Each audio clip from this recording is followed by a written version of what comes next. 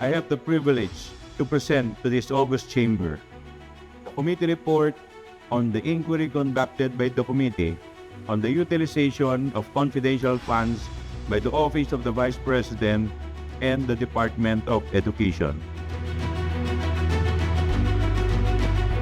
Revealed during the committee hearing, the OVP received 500 million in confidential fund and 112.5 million for DepEd for the total disbursed of 612.5 million of confidential fund under the directives of the Vice President. The OVP spent 125 million in 11 days, averaging 11.36 million per day in 2022 alone, covering the period from December 21 to 31, 2022, and was issued COA disallowance notice.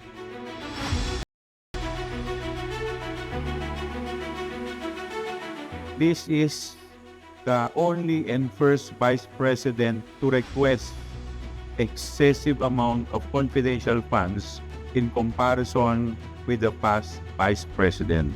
Unauthorized activities, fund use for purposes unrelated to agency's mandate.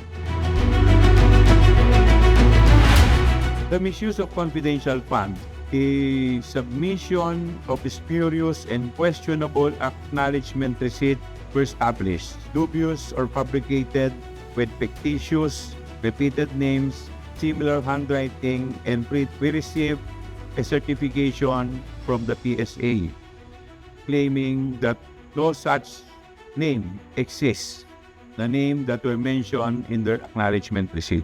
The OVP does not have a national security mandate and use confidential funds on programs, activities, and projects not in the PFP.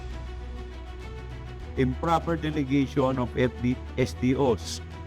The confidential funds were turned over to unfunded security officers not officially designated as SDOs upon the instruction of the Vice President and was given full unilateral discretion for its disbursement and liquidation.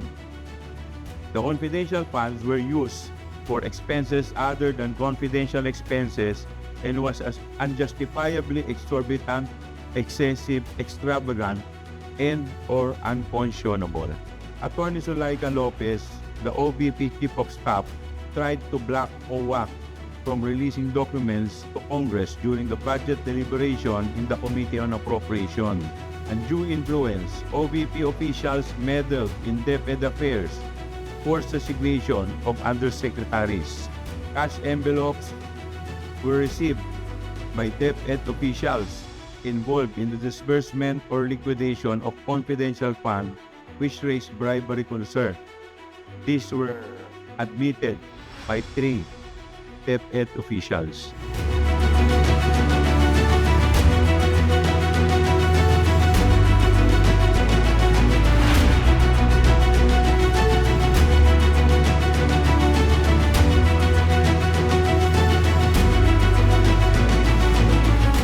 Fervently request that the plenary will adopt the committee report, its finding, and recommendation.